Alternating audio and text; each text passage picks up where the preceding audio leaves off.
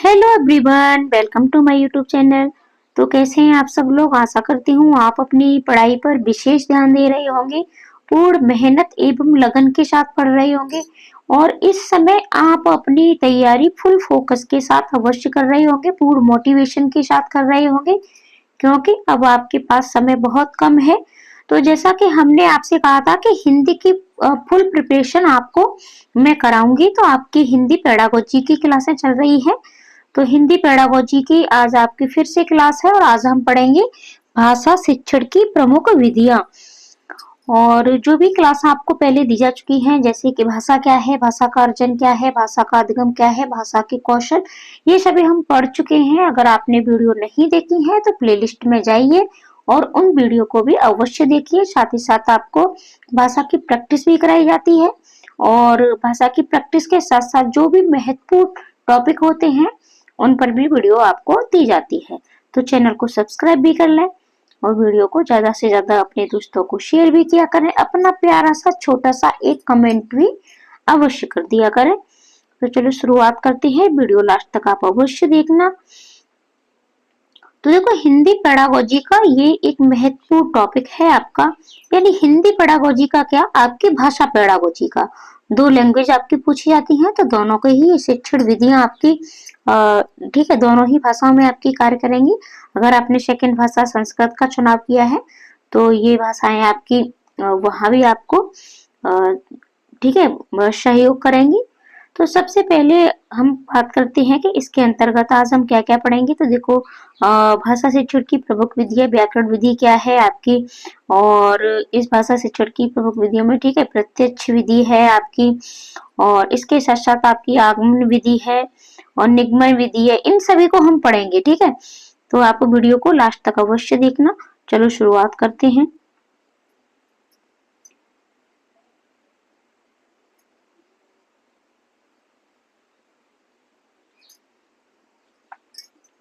सबसे पहली विधि है आपकी व्याकरण विधि, व्याकरण अनुवाद विधि। यानी आप बच्चे को भाषा का ठीक है कहाँ कहाँ से सिखा सकते हो, व्याकरण विधि से सिखा सकते हो।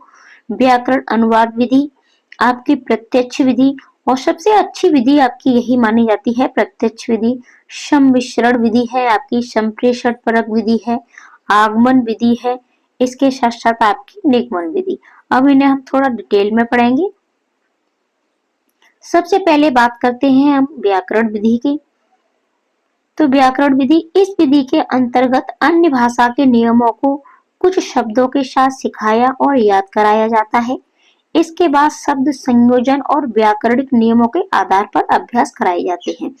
जैसे कि मान के चलिएगा कि हिंदी भाषी जितने भी लोग हैं, ठीक है, आप सभी हिंदी भाषी होंगे, तो आप लोगों ने अंग्रेजी भाषा को व्याकरण के नियमों से ही सीखा है।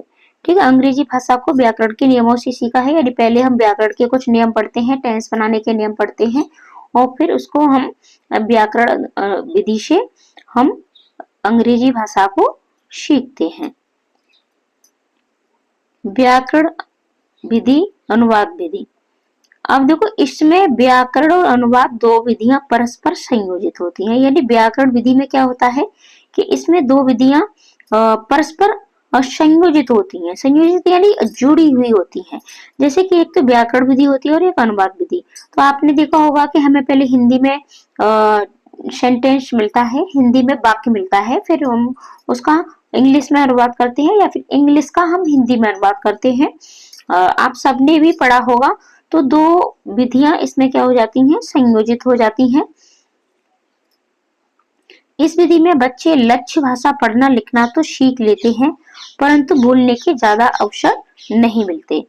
तो आप मान के चलिएगा कि जब भी हमने अंग्रेजी सीखी है, हम अंग्रेजी को अच्छे से पढ़ भी लेते हैं, लिख भी लेते हैं, लेकिन बात जब बोलने की आ जाती है तो यहाँ हम अटक जाते हैं। आज भी हम अच्छे से अंग्रेजी बोलना नहीं सीख पाते हैं।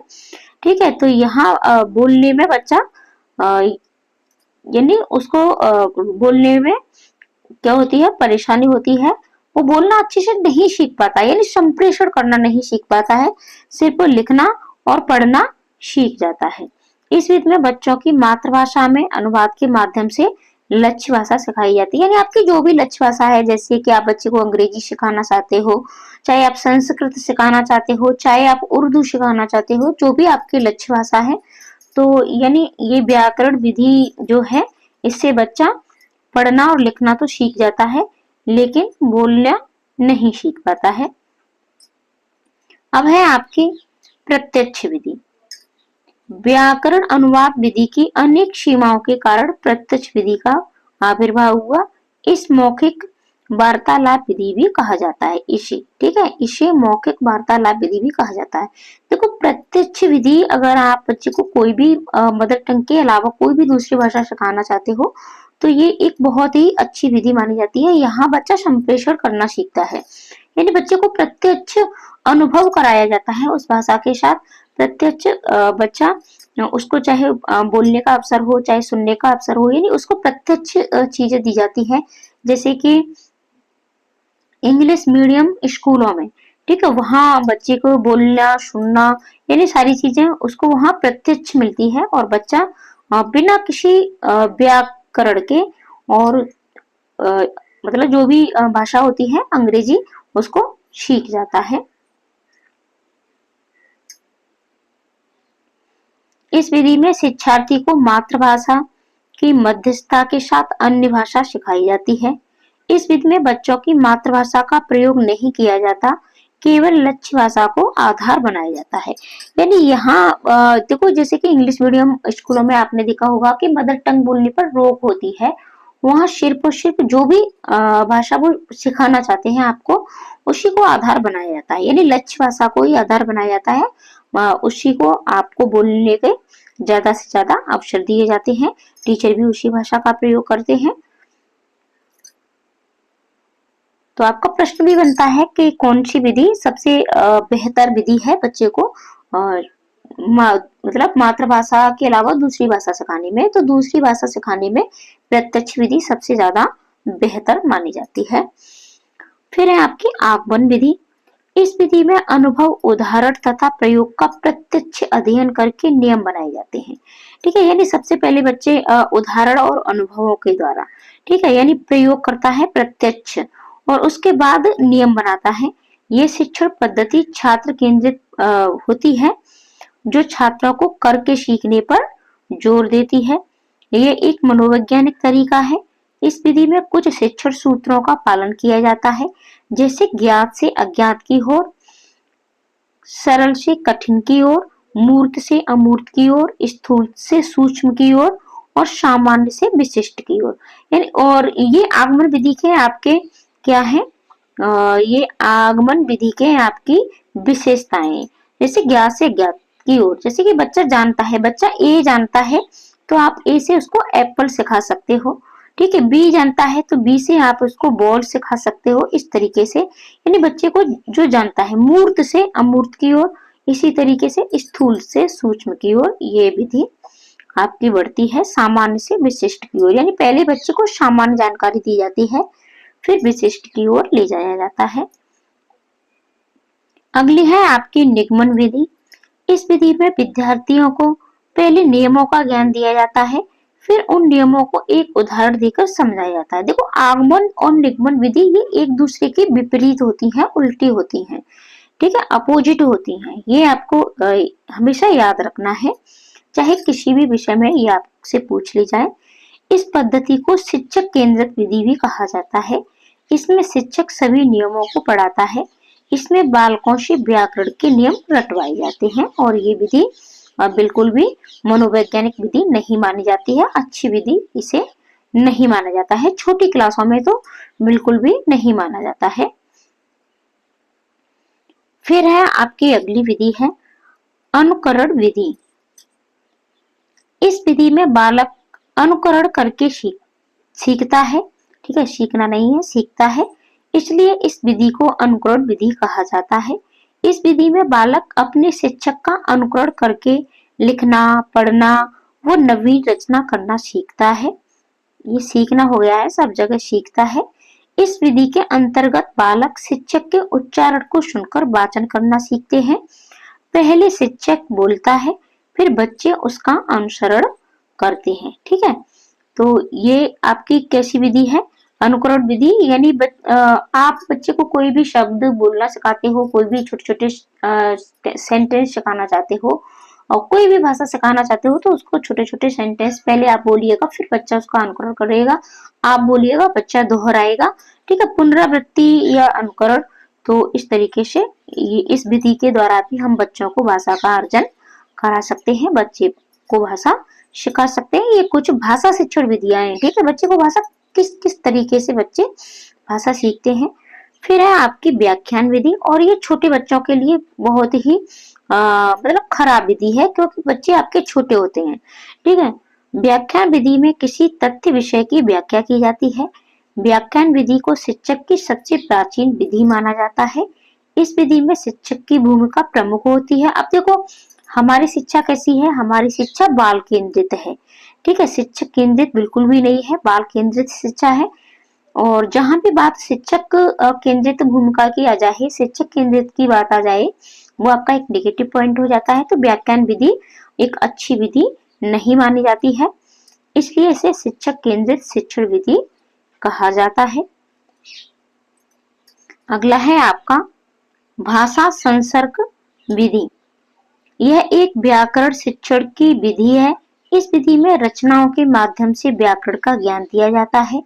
प्राथमिक कक्षाओं हेतु ये विधि काम में ली जाती है। इस विधि के द्वारा छात्रों को अच्छे लेखन की पुस्तकों के माध्यम से व्याकरण का ज्ञान दिया जाता है। इन देखो, भाषा संसर्ग विधि यानी भाषा के साथ साथ ही आप बच्चे को व्याकरण के नियमों को पढ़ा सकते हो। आप जैसे कि हिंदी है, ठीक है, तो हिंदी के चैप्टरों में ही थोड़े छोटे उसके व्याकरण के संसर्ग दिए गए होते हैं, वहां से आप इसको सिखा सकते हो। आपको व्याकरण अलग से बच्चे को नहीं सिखाना है। ठीक है, एनसीईआरटी 2005 इसका विरोध करता है। और यानी आप चाहे कोई सी भी भाषा हो, चाहे आपकी अंग्रेजी हो, चाहे संस्कृत हो, चाहे हिंदी हो, तो पीछे आपके पाठ के अंत में कुछ व्याकरण के प्रश्न दिए गए होते हैं, या फिर आपके पाठ में ही कुछ जो भी शब्द दिया होता है उसका आपको व्याख्या करके और बच्चे को व्याकरण का ज्ञान देना होता है। अगला है संप्रेषण परक विधि। प्रत्यक्ष विधि की प्रक्रिया को और शुद्ध बनाते हुए संप्रेषण पर विधि संप्रेषण परक विधि है। ठीक है, विधि का विकास हुआ।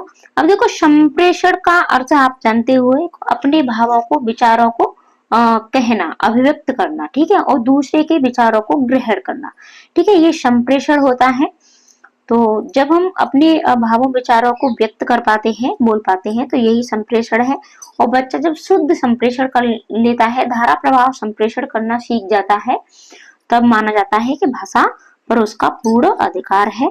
तो भाषा सीखने में ही भाषा की संरचना सीखना है। ये स्वाभाविक रूप से भाषा के प्रयोग पर बल देती है।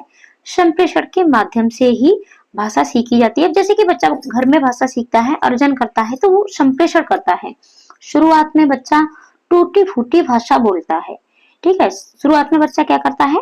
टूटी फूटी भाषा बोलता है, लेकिन धीरे धीरे उसको फिर अभ्यास कराया जाता है। जैसे उसने गलत बोला, घर में उसको सब लोग टोकते हैं, इसी तरीके से स्कूल में भी, कक्षा में भी आप बच्चे को ज्यादा से ज्यादा संप्रेषण के अवसर देना है, बोलने के अवसर देना है। संप्रेषण का अर्थ है यानी आपको उसको बोलने के ज्यादा से ज्यादा अवसर देना है। उसको एक ऐसा परिवेश बनाना है कि बच्चा को आप जो भाषा सिखाना चाहते हो उसी भाषा का बच्चा ज्यादा से ज्यादा प्रयोग करे, बाकी और भी लोग करे, उसको सुनने का, लिखने का, बोलने का। ठीक है, सारे उसको उस भाषा के अवसर ज्यादा से ज्यादा मिले। अगली है आपकी वाचन शिक्षण विधियां। अब देखो, आपकी वाचन की शिक्षण विधियां हैं ये। देखो और कहो विधि, अक्षर बोध विधि, अनुकरण विधि, ध्वनि साम्य विधि, स्वरोच्चार विधि, सामूहिक पठन विधि, भाषा शिक्षण यंत्र विधि, वाक्य शिक्षण विधि, साहचर्य विधि, या फिर कहानी विधि। अब देखो, हमने कौशल तो सभी पढ़ ही लिए हैं। वाचन का अर्थ क्या है आपका? वाचन का अर्थ है बोलना। ठीक है, बोलना। यानी बच्चे को आप बोलना किस तरीके से सिखा सकते हो, तो इसमें आप किन किन विधियों का प्रयोग कर सकते हो। तो सबसे पहला है देखो और कहो विधि। देखो और कहो विधि का अर्थ है कि आप बच्चे को कोई भी चित्र दे सकते हो, ठीक है, और उसको देखने के बाद उस पर लाइन बोलने के लिए बोल सकते हो कि आप इस पर 10 लाइन बोलो, ये क्या है, इसके क्या क्या कार्य है, इसका क्या क्या महत्व है। और अक्षर बोध विधि, वही बच्चा अक्षर से बोले। अनुकरण विधि, पहले शिक्षक बोले फिर बच्चा बोलता है। ध्वनि साम्य विधि, यानी बच्चे जो भी बोलता है तो उसकी ध्वनि एकदम से साम्य होनी चाहिए, यानी कहीं भी गलत उच्चारण नहीं होना चाहिए। स्वरोच्चार, स्वरों का उच्चारण। सामूहिक पठन, समूह में आप बच्चे से पठन करवा सकते हो।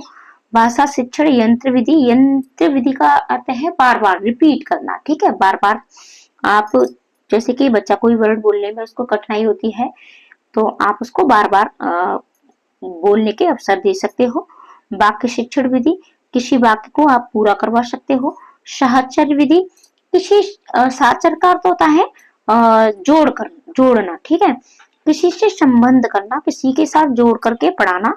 कहानी विधि, आप बच्चे से कहानी कहने के लिए भी कह सकते हो कि आप कोई कहानी सुनाइएगा, तो इससे क्या है, ये इसे वाचन आप बच्चे से करवा सकते हो। ये तो वही आपकी वाचन की विधि आ गई। अब है आपकी लेखन शिक्षण की विधि, यानी आप बच्चे से लेखन कहाँ कहाँ करा सकते हो। तो लेखन में आपकी है रूपरेखा अनुकरण विधि। और रूपरेखा जैसे कि वही आपने कोई अक्षर बनाया, ठीक है, तो आपने जैसे कोई अक्षर बनाया उस पर बच्चा स्वतंत्र रूप से जैसे पेंसिल फेरता है, शुरुआत में हम रूपरेखा विधि से ही बच्चे को पढ़ाते हैं और इसके ऊपर क्या करेगा बच्चा दोबारा से इस पर, ठीक है, यानी पेंसिल घुमा करके पढ़ता है। स्वतंत्र अनुकरण विधि, तो यानी स्वतंत्र रूप से बच्चा इसको देख करके, ठीक है, इसको देख करके लिखेगा। मॉन्टेसरी विधि, मॉन्टेसरी विधि में कुछ गत्तों पर चीज लिखी होती है, ठीक है, आपने देखे भी होंगे, प्लास्टिक के और लकड़ी के टुकड़े होते हैं, तो बच्चा उनसे सीखता है। या फिर इसको इस तरीके से भी सीख सकते हैं कि छोटे छोटे खंडों में, देखो जैसे हम का बच्चे से बनवाते हैं, तो इस तरीके से इसको 3 रूपों में इसको ये देखने को मिलेगा, यानी बच्चा पहले इतना सीखेगा फिर ये और फिर ये, ठीक है, फिर इसको बच्चा ऐसे मिला के फिर यहाँ सीखेगा। तो पेस्टोलॉजी विधि, पेस्टोलॉजी विधि में आपका यही विधि आ जाती है। और आपका जेटकॉक विधि, वर्ड परिचय, चित्र विधि, और ये सारी आपने पहले भी पढ़ चुके हो। शब्द द्वारा अक्षर परिचय, अब देखो शब्द द्वारा अक्षर परिचय ऐसा होता है जैसे कि मान के चलिए आप बच्चे को क्या सिखा रहे हो, ठीक है, शेप सिखाते हैं हम बच्चे को, जैसे आ से अनार सिखाते हैं बच्चे को, तो अनार, ठीक है, अनार में हम आ, तो इससे बच्चा यहाँ अक्षर सीख जाता है कि कौन सा है ये आ है। तो ये आपकी कुछ शिक्षण विधियां थी। आशा करती हूँ वीडियो आपको पसंद आई होगी, तो आगे अपने दोस्तों को शेयर भी करें और एक प्यारा सा छोटा सा कमेंट भी अवश्य करके बताएं कि हाँ वीडियो आपके लिए ये हेल्पफुल थी और आपको किस टॉपिक पर वीडियो चाहिए वो भी आप कमेंट कर सकते हो। और हिंदी पेडागोजी की तो सारी क्लासें आपको कराई ही जा रही है, साथ ही साथ प्रैक्टिस भी मिलेंगी और आपको जो भी हम ट्रिक और टिप्स पर वीडियो लाते हैं वो भी आपको मिलती रहेंगी। आज के लिए इतना ही, धन्यवाद।